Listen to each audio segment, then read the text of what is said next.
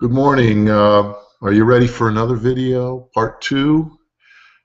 This time I'm going to try to break it up into smaller segments so it won't be so boring, I guess, or maybe not boring. Anyway, um, let me get over to let me share the screen with you, and we're going to do the same thing we did with yesterday. There is a questions answer here. I'll embed it all into it. So give me a minute.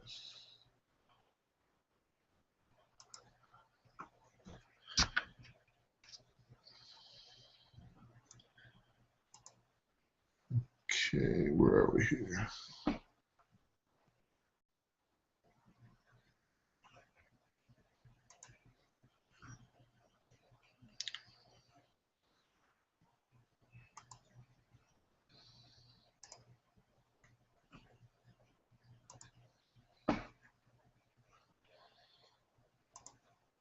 Okay, this is objective 2.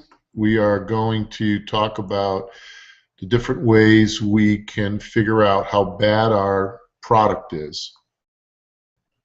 Just wait till this loads.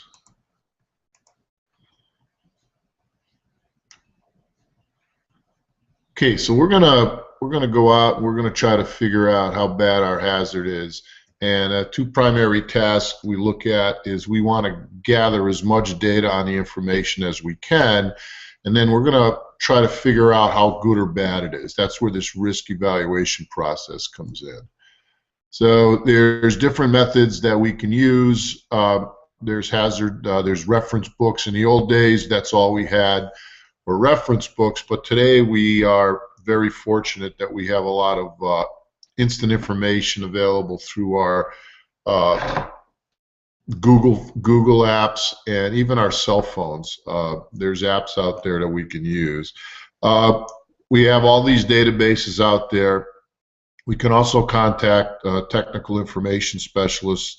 For example, if we were on the campus of the U of A, we could certainly try to get a hold of a chemistry professor or somebody, or at least have one on hand that would know something about a particular hazard. Federal law says there has to be right to know laws and regulations out there, so a company storing hazmat has to have safety data sheets that we can look at. And most hazmat teams now today, all hazmat teams carry monitoring instruments. So the first thing we're going to look at is reference books that we use. The Firefighter's Emergency Response Guide is a very easy reference material to use. It gives you just enough information not to get in trouble. So as you approach, most every fire engine, every fire company carries an emergency response guidebook that they can very quickly, in the first 10 minutes of arrival, set up a protective zone and figure out who's going to do what. Now we just downloaded on my iPad an electronic version of the guidebook, which gives you instant access if you have an internet access out in the field. Some of the agencies that are out there that you can call, although there's so much data online now that I've never ever called Chemtrec, and that's a government number, and I'm not even sure what some of these other ones are. So you can call your poison control center at the local hospitals if you feel that someone's got poison, but with all the data out there, you really don't need to do that. We've been playing around with Cameo, Marplot, Aloha. This is a suite of electronic resources that we use. Cameo is basically used to identify the product and give you all the stuff that's all the risk hazards that are involved. Marplot lets you put that incident right on the street address where you're at. And Aloha is basically a monitoring system that gives you the ability to see where this product's going. That's if you have a gas, a pressurized gas. So it actually shows you based on weather. You put in different things, and we've played that with that already in class, so we could probably play with it again. So what we want to do some of our tools that we do. We use monitoring instruments to figure out, do we have a hazmat? Is it bad? How bad is it? We can use it to identify unknown hazards. If we don't know what it is, at least we can say, is it toxic? Is it an acid? Is it a base? Is it flammable? We use it to determine what type of gear we're going to use, what type of PPE we're going to use to touch this product if we have to, and figure it out. We use basically in the initial stages, we will use our monitoring instruments to develop our control zones. Where's our hot zone start? Where's our cold zone end? Okay, so these are things we look at, and we bottom line is we use our monitors to really instead of ourselves, we use these monitors to keep the scene safe. Some real-time stuff we use. The basic ones we have in the fire service right now are flammable atmospheres. We carry combustible gas meters that check and see if something's going to explode on us or flame up on us. We also use it to measure if the oxygen level in the environment, particularly with a heavier than air gas that's going to displace any oxygen in air. There are certain meters out there that can test for toxics and whether it's gases or vapors. There's also the military uses a lot of monitoring for chemical and biological agents, and for years we've used Geiger counters to detect ionization. That's probably one of our first line of monitors that came out. Some of these are pretty sophisticated, some of them very simple. Most fire departments, we used to carry a 4-gas meter or 4-function meter. It measured flammability, carbon monoxide, oxygen levels, and sulfur dioxide. So those were common to our areas. A more specialized team would carry different types of monitors based on the chemicals. If you were in a manufacturing plant and you had 5 or 6 or 1 or 2 basic chemicals that you ID that you deal with on a regular basis, then your monitor would be tuned up for that particular type of information gathering. Some of your priority areas we want to monitor is, let's say, for example, we had a gas that was heavier than air. We would look for confined spaces, low areas, areas where they could accumulate. These are just some pictures of some direct line. They've changed a lot since I've been out of the business. So we had some basics. We had this one here, I think. Their snout are probably very small that a technician can carry. These are called colorimetric tubes, where my arrow is. These are specialty tubes that are designed to detect one particular type of hazard. So if you ID'd the hazard as a particular one, you would throw a tube in. We call it cracking a tube. You'd break it and it starts sampling. Very accurate, down to very minute particles. Some of our strategies. What do we look for? We should determine what our ideal H atmosphere, where our concentrations are, so we can set up our zones. Once we enter that ideal H and we get some readings, that's where our hazard zone starts, our hot zone. The 4 things we look for in here is radiation, flammability, oxygen, and toxicity. Those are the things we're going to be monitoring for. If we know the product from the get-go, we can eliminate some of these products. For example, if it was a gasoline tanker leaking gas, we could certainly rule out radiation, probably oxygen, and concentrate on its flammability and possible toxicity. Confined space is a big issue with oxygen deficiency. Whenever you go below grade, you run the risk of displacing oxygen. Hydrogen sulfide collects whenever water is reacting with other things. You have methane gas in confined space areas because you might have rotting organic products, which becomes a flammability and a toxic issue. We want to figure out, the next thing we want to do is, once we start gathering this data, is we want to figure out what the results are, what our action levels, and what are we going to do. So based on, for example, flammability, we set our benchmark at 10% of the LEL. LEL is the lower explosive limit.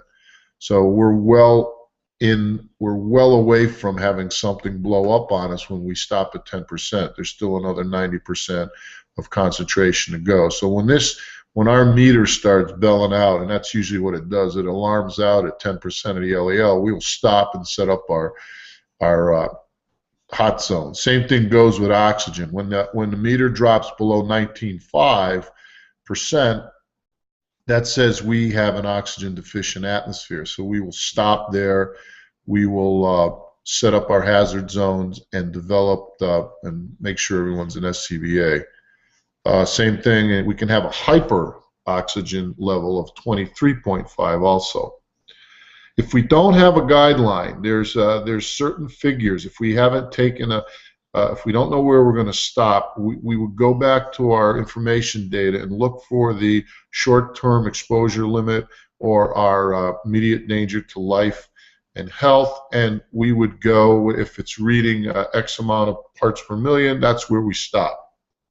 So we need to understand what STEL and IDLH mean so that we can set these guidelines.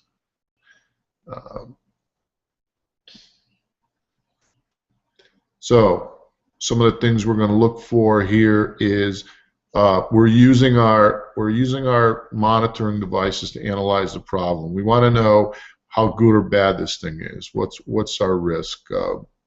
We're assessing a hazard. We're evaluating what the consequences are, and now we're going to start thinking about what would be our initial response. Now remember, this is taking a time. This is slow base. We're doing it right. And these are just things that some of our hazardous materials response teams would have the capability of doing. They should carry this device, even the simplest pH paper. That's one of the simplest detectors around, as we mentioned before. Based on your AHJ stands for Authority Having Jurisdiction. So if you were a fire district or a fire department or a community, you'd figure out what hazards are in your community, and you buy the equipment that's appropriate. You know, there's no use in if you have interstate highway next to you, yes, you probably would need a larger amount. In our area here, we have a railroad, so we may want to consider some of the chemicals that come through our rail system. So field screening is the doorway into hazardous classification process. So gathering that data out in the field is what you want to be doing. Now, can you do it as a operational level? Yes and no. Yes, if you don't get dirty. Yes, if you don't come in contact with the product. But no, if you have to enter into an environment that contains a potential hazard. Keep that in mind, because you still own the incident. So you need to know the instrument. You need to know what you're using. You need to know what it can do and what it's telling you. So that's crucial to us as responders. If you don't know how to read this thing and you're giving false readings back to the entry crew, you're putting them in peril. So something we might need to do, we might need to go in and get some samples. Okay, this is where we don't know what we're dealing with. So we put our technicians in the highest level possible, and we'll study PPE in the next chapter. We send them in to start analyzing it. There are different instruments. TV has the mass spectrometer, so you can bring it out. Some districts carry a portable one where you can take a sample and run it through the mass spec and give some samples. So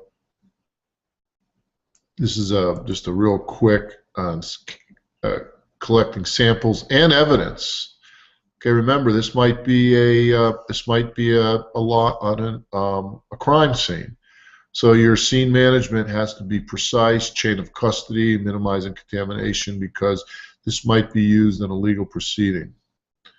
Okay, so this is all about sampling. I'm going to go through this pretty quickly.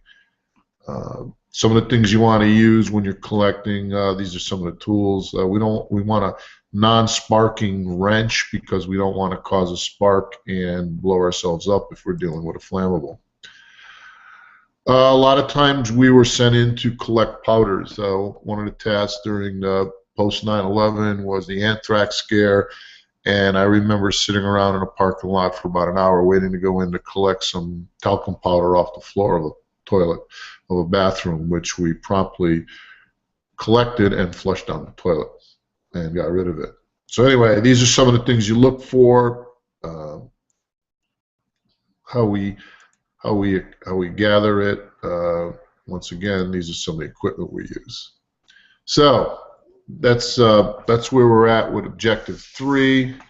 I'm going to show you, go backwards to our where are we here? You'll be well, you know what? I'm just going to close this for now.